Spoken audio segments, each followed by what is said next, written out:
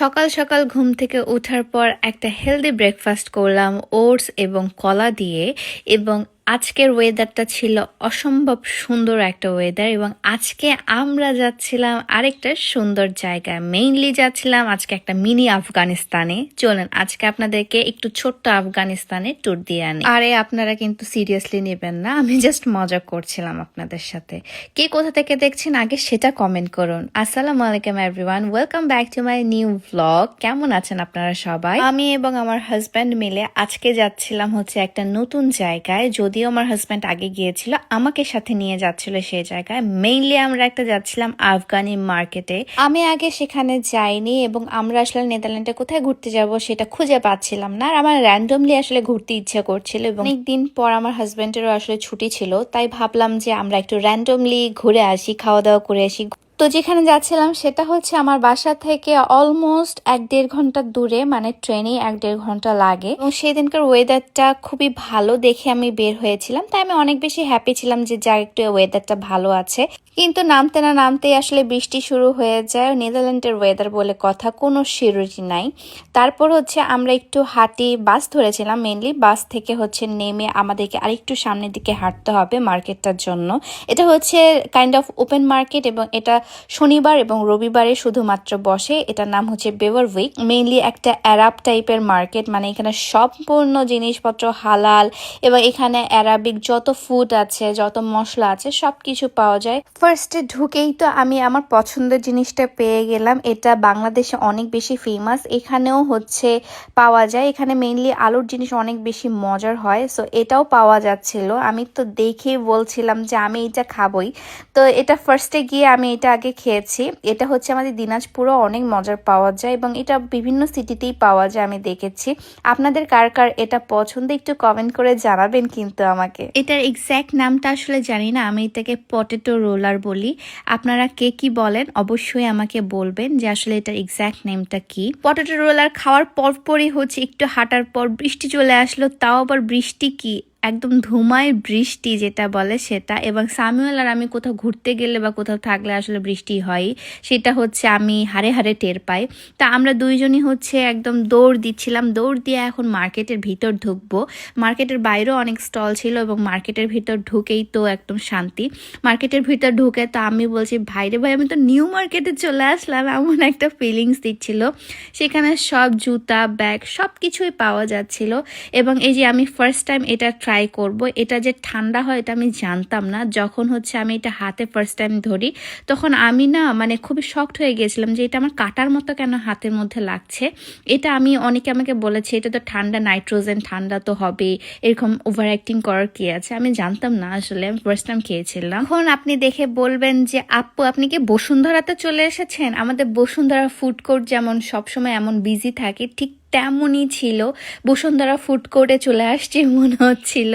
এত এত এত পরিমাণে রেস্টুরেন্ট অ্যান্ড এত এত পরিমাণে মানুষজন সবাই খাওয়া দাওয়া করছিল। এবং এখানে সব অ্যারাবিক খাবার দাবার পাওয়া যাচ্ছিল, লাইক কাবাব, মানে মজার মজার শাহি কাবাব, টিক্কা কাবাব, সব পাকিস্তানি, ইন্ডিয়ান সব খাবারই পাওয়া যাচ্ছিল। তো আমি একটা হচ্ছে আফগানি রেস্টুরেন্টে গিয়ে বসি এবং আমার পিছনের হচ্ছে যে ডেকোরেশনটা, এটা আমার অনেক বেশি ভালো লেগেছিল। এবং এই যে সেম টু সেম যে পার্পল কালারের যে আপনি কাপড়টা দেখছেন, এটা আমাদের মণিপুরি ডিজাইনই করা। সো আমি এটা বলছিলাম যে এটা মণিপুরি ডিজাইন করা আছে। সো তাদের এই কার্পেটসগুলো অনেক বেশি সুন্দর লাগে আমার কাছে। আমি কয়েকটা নিব নেক্সট টাইম গেলে। আমি আসলে প্রিপারেশন নিয়ে যাইনি কোনো কিছুর, আমি জানতামই না যে সেখানে এত কিছু পাওয়া যায়, না হলে আমি অনেক কিছু লিস্ট বানিয়ে নিয়ে যেতাম। সামিল আমাকে বলেও নি। আমাদের ফুড চলে আসে এরই মধ্যে এবং আমি ওখানে হচ্ছে বিফ খুঁজছিলাম। এখানে ল্যাম্প অনেক চলে পুরো নেদারল্যান্ডে, মানে ইউরোপে ল্যাম্প অনেক চলে। আমি ফার্স্ট এক বাইটে যে আমার কি বিচ্ছিরি লেগেছিল, মানে হচ্ছে আমি ল্যাম্প খাই না, ওটার মধ্যে থেকে একটা স্মেল আসে যেটা আমার পছন্দ না। এবং দেখেন কুকারিসের সেটগুলো কত সুন্দর সুন্দর এবং খুবই রিজনেবলের মধ্যে ছিল বাকিদের তুলনায়। দেন এখানে পারফিউম আপনি কাস্টমাইজ করে আতর টাইপ পারফিউম নিতে পারবেন, যেখানে আমি একটা নিয়েছি, আপনারা ভাইয়াও একটা নিয়েছে। আমি অনেক কম পারফিউম ইউজ করি, তাই আমার পারফিউম কালেকশন বলতে গেলে জিরো। বাট সামিউল আমাকে ইনসিস্ট করছিল যে একটা নাও অন্তত একটা রাখো, কারণ উইন্টার আসতেছে, সো লাগবে। তো আমি একটা নিলাম আর কি তার পছন্দ মতো। দেন হচ্ছে আমি একটা আফগানি জুয়েলারির দোকানে যাই এবং আমি ঠিক এই জুয়েলারিটা নিয়েছি, আমার গলার সেট নিয়েছি। আমার এত ভালো লেগেছে এই গলার সেটটা, মাত্র 25 ইউরো দাম নিয়েছিল এবং 25 ইউরো অনুযায়ী আমার কাছে মনে হয়েছে এটা খুবই কম প্রাইসে আমি পেয়েছি। কারণ বাংলাদেশে যদি আমি ঠিক এই ম্যাটেরিয়ালের যদি জুয়েলারি কিনতে যেতাম তাহলে 25 ইউরোতে বাংলা টাকা যত হয় তার থেকে বেশি লাগতো।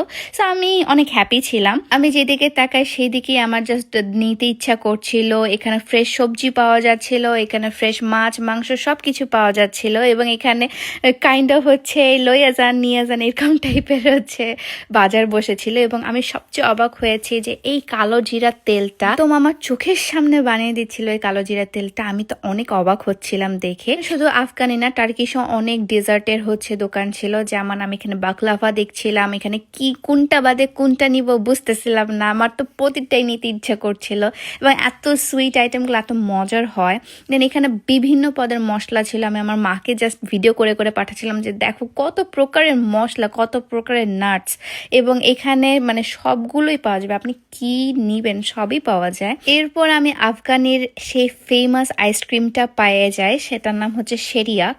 আর if I am not wrong, আমি স্পেলিংটা মেবি এটাই ছিল, শেরিয়াক। এটা আফগানিদের মোস্ট মানে হাইপ একটা ডেজার্টের মধ্যে একটা। এটা হচ্ছে হাত দিয়ে তারা একদম মুথে মুথে বানায়, খুবই কষ্ট করছিল সে আমার সামনে, বাট এই আইসক্রিমটা এতটা পরিমাণে মজা।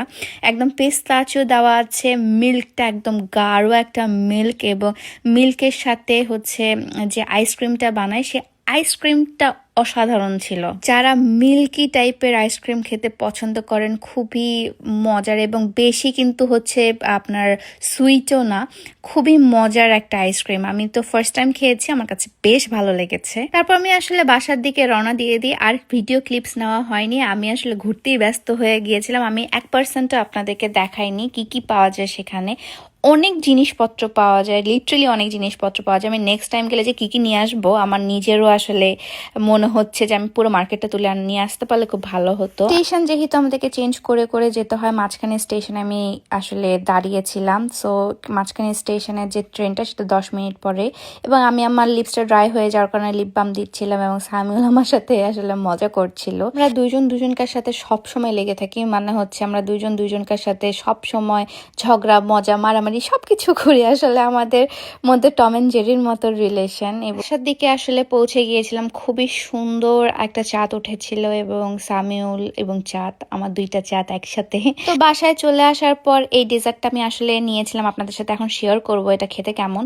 দেন হচ্ছে এই নেক পিসটা নিয়েছিলাম, সেটা তো আপনাদেরকে বলেইছি। তারপর হচ্ছে এই দুইটা পারফিউম, একটা সামিউলের জন্য একটা আমার জন্য, একটা হচ্ছে ওই কালো জিরার তেল নিয়েছে, একদম খাঁটি কালো জিরার তেল যেটা, সেটা আমি 1 চামচ করে প্রতিদিন খাবো চিন্তা করেছি। এবং এটা হচ্ছে আমার একটা হাম্বল দিস্তা। আপনাদেরকে বলেছিলাম যে একটা টার্কিশ দোকানে আমি থেমেছিলাম, সবকিছু এত বেশি মজার লাগছিল, কোনটা বাদ দিয়ে কোনটা নিব সেটা বুঝতে পারছিলাম না। বাট এই সুন্দর একটা কেক প্লাস হচ্ছে আপনার দুবাই চকলেটের মিক্সড একটা ফ্লেভার আর কি, সেটা বানিয়েছিল এবং খেতে এত অসাধারণ ছিল।